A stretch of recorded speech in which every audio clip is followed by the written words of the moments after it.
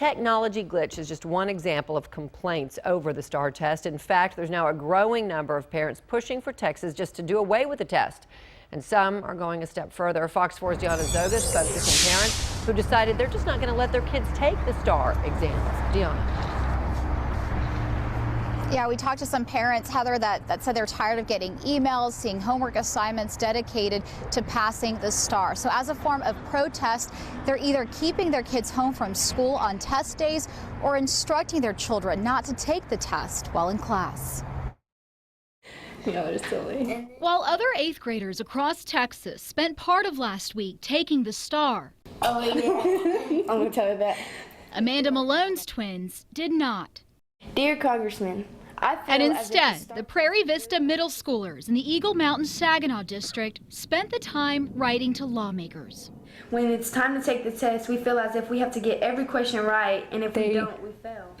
Work all year just to take this test. We need to give education back to the teachers and teach our children, not just how to take a test, but educate them. Malone says stress over the exam led her family to what's known as the opt-out movement, which includes parents who tell us they're frustrated over what they see as an emphasis on standardized testing in schools. Hasn't been a perfect situation. You know, he will score as a 0, and I'm okay with that.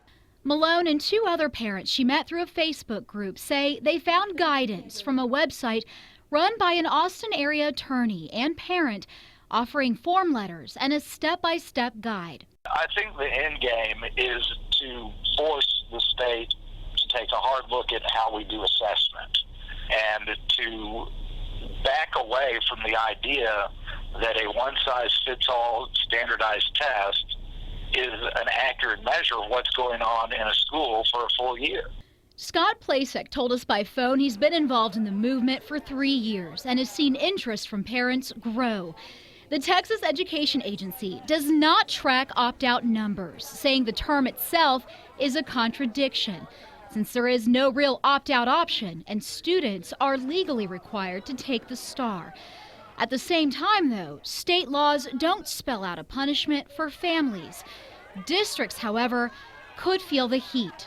STAAR refusal lowers participation and passing rates and could trigger sanctions on the school and a teacher. Is protesting in this way the best way? As of right now, it's the only way. We have to get our voices heard, and the more of us that speak out and take our children out is going to make the biggest impact.